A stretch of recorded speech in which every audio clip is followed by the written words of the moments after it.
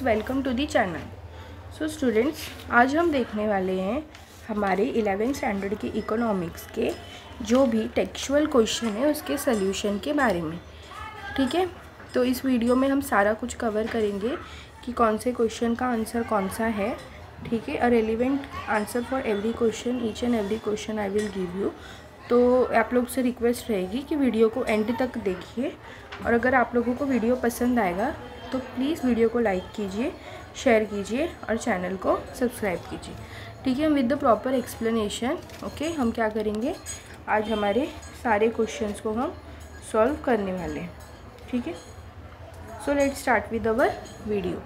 सबसे पहला जो क्वेश्चन है, question number first, complete the following statements. इसका जो आंसर है students, complete the following statement का, उसके बारे में हम अभी डिस्कस कर लेते हैं। ओके, तो सबसे पहला जो है, rural credit system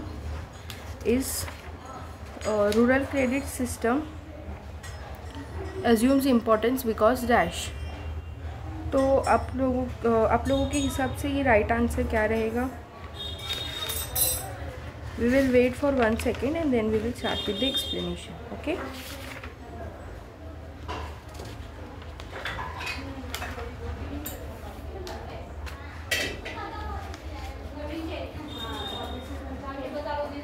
okay, so let's start with the explanation. Rural credit system assumes importance because savings are inadequate to finance farming and other economics activity। ठीक है, रूरल मतलब क्या होता है, जो विलेज साइड के लोग होते हैं वो। क्रेडिट सिस्टम मतलब उनको जो भी किसी भी पैसों की ज़रूरत पड़ती है तो वो जब लोन लेंगे तो उसको क्रेडिट सिस्टम पे लोन लेना बोलते हैं। ठीक है, तो वो क्यों लेते हैं? It leads to an increase in the rural income. No, तो सबसे मेन इंपॉर्टेंट पॉइंट क्या है, सेविंग्स आर इनएडुकेट। मतलब सेविंग्स क्या होती है, इनएडुकेट मतलब कम हो जाती है। ठीक है, सेविंग्स से कभी भी हम बड़े काम तो कर नहीं सकते, बिकॉज सेविंग्स, फार्मर्स की सेविंग्स कैसी होगी, छोटी ही होगी।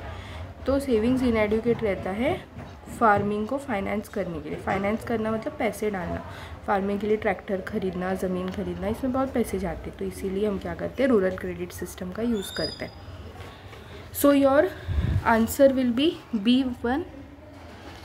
सेकेंड वाला जो है, productive loans are economically justified because dash. Because productive loans are economically justified because they are related to agricultural production. Productive loan मतलब क्या, ऐसे लोन जो क्या होंगे, आगे जाके हमें कुछ तो प्रॉफिट देंगे। ओके, जैसे कि अगर हमने लैंड खरीदने के लिए या फिर हमने ट्रैक्टर वगैरह खरीदने के लिए अगर इन्वेस्ट किया है, पैसों फाइनेंस किया है, पैसे डाले उसमें, तो वो क्या होगा, आगे जाके हमें प्रॉफिट देगा। बट वही अगर हमने किसी फंक्शन, मैरिज, ये सारी चीज़ों के लिए खर्चा किया तो क्या वो हमें आगे जाके प्रॉफिट देगा? नहीं। तो उसको हम बोलते हैं अनप्रोडक्टिव। प्रोडक्टिव मतलब ऐसी चीज़ें जो हमें आगे जाके प्रॉफिट देंगी। तो the right answer will be they are related to agricultural production. Third वाला है, small farmers are unable to access rural credit provided by the banks due to what? High transaction cost. ठीक है, small farmers are unable to access rural credit provided by bank से उन लोग इसीलिए नहीं access कर पाते।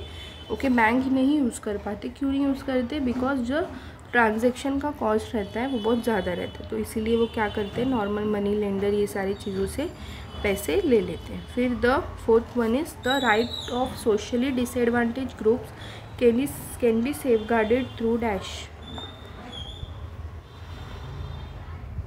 The rights of socially disadvantaged groups can be safeguarded through proper enforcement of law and order। ठीक है, राइट्स अगर किसी को हमें देने हैं, ठीक है, जो सोशली डिसएडवांटेज है, मतलब उनकी ज़्यादा वैल्यू नहीं है सोसाइटी में, ठीक है, ऐसे लोगों को हमें अगर हेल्प करना है तो हम किससे कर सकते हैं? Proper enforcement of law and order. फिर the quality of life of the rural people can be improved by what? Providing safe drinking water, health and hygiene facilities. Okay, अगर हमें लाइफ की क्वालिटी को और अच्छा बनाना है तो हमें क्या करना पड़ेगा, उनको प्रॉपर चीज़ें प्रोवाइड करनी पड़ेगी। फिर यहाँ पे देखो स्टूडेंट्स, क्वेश्चन नंबर 2 है, चूज़ द रॉन्ग पेयर। तो यहाँ पे आप लोगों को क्या करना है, ए और बी है, ठीक है, यहाँ पे आप लोगों को रॉन्ग पेयर लिखना है। ओके, कौन सा रॉन्ग पेयर है, चूज़ द रॉन्ग पेयर। पहला वाला देखो, short term purchase of fertiliser, medium term to meet the expenditure on marriage. उसके बाद लॉन्ग टर्म बाय ट्रैक्टर। तो आप लोगों को क्या लगता है इसमें से रॉन्ग क्या होगा? जब हम किसी मैरिज के लिए कोई एक्सपेंस करते हैं तो that expense is long term expense, इसीलिए बिकॉज उसका जो खर्चा होता है वो ज़्यादा लगता है। ठीक है, तो सेकेंड वाला जो है ना that is the wrong one. ठीक है, सेकेंड वाले में देख लो, एग्रीकल्चरल सेक्टर में बैंकिंग एंड इंश्योरेंस दिया है, इंडस्ट्रियल सेक्टर में प्रोसेसिंग ऑफ रॉ मटेरियल दिया है, सर्विस सेक्टर में कंप्यूटर रिलेटेड सर्विस दिया है। तो एग्रीकल्चरल सेक्टर जो है वो बैंकिंग एंड इंश्योरेंस आता है उसके अंदर, नो, तो हमें बताना क्या है रॉन्ग पेयर। तो इसके अंदर कौन सा रॉन्ग पेयर है, एग्रीकल्चरल सेक्टर में banking and insurance is the wrong pair for this answer. Okay, question number 3 देख लो, assertion and reasoning questions. Assertion जो है that is Indian economy is predominantly rural economy. Okay, और reasoning है as per 2011 census, 2011 census, the country's rural population is almost 83.25 crore. ठीक है, तो आप लोग अगर ये दोनों भी स्टेटमेंट देखोगे तो दोनों भी स्टेटमेंट क्या है, करेक्ट है। तो हमें क्या बताना है यहाँ पे, असर्शन और रीजनिंग का मतलब ये होता है कि हमें दो स्टेटमेंट्स दिए होते हैं, उस दोनों स्टेटमेंट्स को हमें बताना है ट्रू है या फॉल्स है, और साथ ही साथ हमें ये भी बताना होता है कि पहला जो स्टेटमेंट है ना वो दूसरे से कनेक्टेड है या नहीं, मतलब एक्सप्लेनेशन उसका है या नहीं, उसका जो रीजनिंग है वो। तो इसी का मतलब होता है असर्शन एंड रीजनिंग। तो अगर आप लोग दोनों भी स्टेटमेंट देखोगे तो दोनों भी स्टेटमेंट क्या है, करेक्ट है। और यहाँ पे आर क्या है, एक्सप्लेनेशन है किसका, मतलब ए का एक्सप्लेनेशन आर है। तो थर्ड वाला क्या होगा आपका, राइट आंसर होगा, both A and R true and R is a correct explanation of A. दूसरा वाला देखो, literacy is a powerful instrument of socio economic change, correct sentence, and empowerment of women helps to reduce gender disparity. अब ये दोनों statement है तो correct, but क्या ये इंटर रिलेटेड है? यहाँ पे लिटरेसी की बात हो रही है, यहाँ पे एम्पावरमेंट की, no, this is not correct. So that is why हमारा जो भी आंसर होगा वो कौन सा होगा, फोर्थ वाला, both A and R true but R is not the correct explanation of A. उसके बाद थर्ड है असर्शन। असर्शन में है agricultural credit is mostly for unproductive purpose. अब अनप्रोडक्टिव और प्रोडक्टिव का मतलब मैंने आप लोगों को बता दिया था। ठीक है, तो क्या ये सही है? अनप्रोडक्टिव पर्पज़ के लिए सिर्फ यूज़ होता है क्या, प्रोडक्टिव के लिए नहीं होता? ऐसा कुछ नहीं है, द स्टेटमेंट इज़ फॉल्स। और जो सेकंड वाला है, agriculture credit is an important prerequisite for agricultural growth, that is true. तो जो राइट आंसर होगा that will be second one, A is false and R is true. फिर fourth one की बात कर लेते हैं, non institutional finance forms an important part of rural credit. और रीजनिंग है, small farmers are unable to access bank credit because of the borrower unfriendly products. ठीक है, दोनों भी क्या है, ट्रू है, और यहाँ पे क्या है, इसका वो करेक्ट एक्सप्लेनेशन है। तो that is why third one will be your right answer. Okay, अब हम देख लेते हैं identify and explain the concept को। ओके, पहला है, Kusumtai knowingly set up her business enterprise in the rural area so that people living there could be gainfully employed. ये क्या है, रूरल एम्प्लॉयमेंट है, क्योंकि उसने क्या किया है, रूरल एरिया में जाकर अपना बिजनेस खोला है ताकि क्या हो सके, वहाँ के लोगों को काम मिल सके और वो क्या हो सके, एम्प्लॉयड हो सके। तो this if you will understand the meaning also, आप लोगों को पता चल जाएगा कि जो राइट एक्सप्लेनेशन है, जो टर्म है इसका right, that is what, rural development. और फिर आपको क्या करना है, एक्सप्लेनेशन भी लिखने हैं स्टूडेंट्स। ठीक है, 1 से 2 पॉइंट का आपको एक्सप्लेनेशन भी लिखना है इसके अंदर। Raoji purchase a new tractor for his farm by taking a loan. तो ये कौन सा है, ट्रैक्टर कौन सा लोन होता है, लॉन्ग टर्म लोन, और प्रोडक्टिव होता है या अनप्रोडक्टिव होता है, प्रोडक्टिव लोन। ठीक है, तो ये आपका राइट आंसर है। क्योंकि उसने क्या किया है, एक नए ट्रैक्टर को परचेज़ किया है। तो नया ट्रैक्टर खरीदना मतलब क्या हो गया, लॉन्ग टर्म लोन। और ट्रैक्टर खरीदने के बाद हमें क्या मिलेगा, जब हमारी अच्छी फार्मिंग होगी तो हमें प्रॉफिट मिलेगा। तो that is why it is a productive loan. फिर थर्ड वन की बात कर लेते हैं। Subsidise credit is provided by banks to small farmers for purchase of high yielding variety seeds. Subsidised credit जो होता है, ठीक है, वो किसको दिया जाता है, फार्मर्स को, ताकि वो क्या कर सके, सीड्स ये सारी चीज़ें अपने फार्मिंग पर्पज़ के लिए खरीद सके। तो ये हमने इंस्टीट्यूशनल क्रेडिट और शॉर्ट टर्म क्रेडिट, अब सीड्स फर्टिलाइजर्स खरीदना मतलब शॉर्ट टर्म हो गया, तो इसमें हमने पढ़ा था। फिर Damaji borrows loan from a credit society establish in his village this season rather than taking it from a money lender. तो इसको क्या बोलेंगे हम, रूरल कोऑपरेटिव क्रेडिट इंस्टीट्यूशन। ये कॉन्सेप्ट भी आप लोगों को पता चलना चाहिए। और मनी लेंडर भी हो सकता है, ठीक है। मनी लेंडर से क्या किया उन्होंने, ना लेते हुए किसी क्रेडिट सोसाइटी से ले लिया। Credit society is not the commercial bank, different होता है। ग्रुप ऑफ प्राइवेट लोग क्या करते हैं, उसको ओपन करते हैं।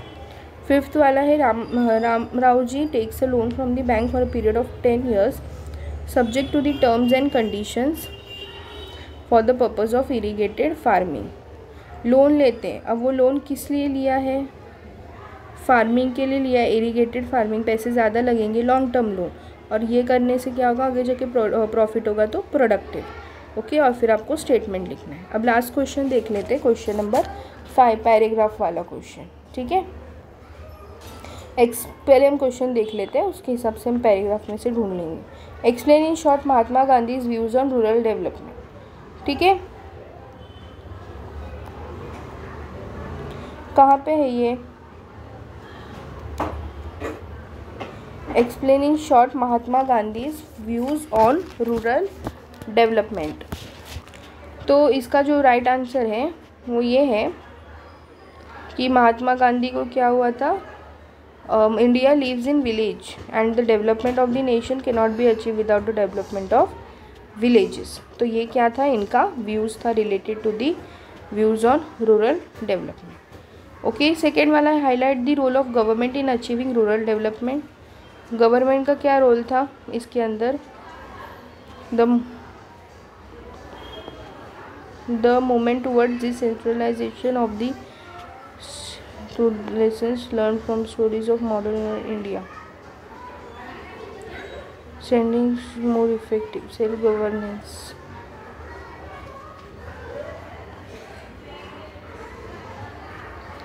इसमें आप लोगों को लिखना है कि गवर्नमेंट का आखिर रोल क्या था उसके अंदर।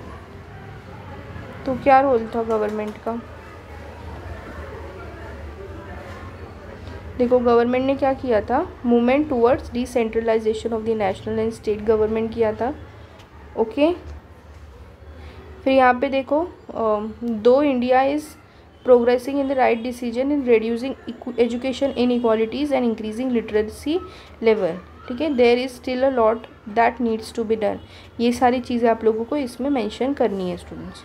फिर थर्ड वाला है what measures have been suggested to achieve rural development.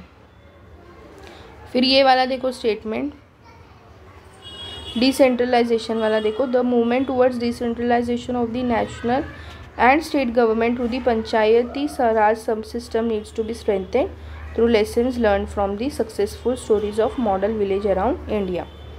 Okay, and express your idea about model village. तो आप लोग लिख सकते हो कि model village should have proper educational and infrastructural facilities. फिर और क्या होना चाहिए, वेल डेवलप एग्रीकल्चर होना चाहिए। It should have village industries that provide alternate employment opportunities. तो ये सारी चीज़ों को आपको क्या करना है, अपने स्टेटमेंट में मेंशन करना है, ठीक है। तो ये था आपका 5th चैप्टर का पूरा एक्सरसाइज हमने डिस्कस कर लिया है with explanation. Okay, I hope आप लोगों को वीडियो समझ में आया होगा। अगर आपको वीडियो पसंद आया हुआ तो प्लीज़ लाइक कीजिए, शेयर कीजिए और प्लीज़ चैनल को सब्सक्राइब कीजिए डेली अपडेटेड वीडियोस के लिए। ओके, अगर कोई भी डाउट्स रहेंगे तो आप मुझे कमेंट सेक्शन में कमेंट करके पूछ सकते हो। I will definitely reply to your comment. Okay, so thank you so much.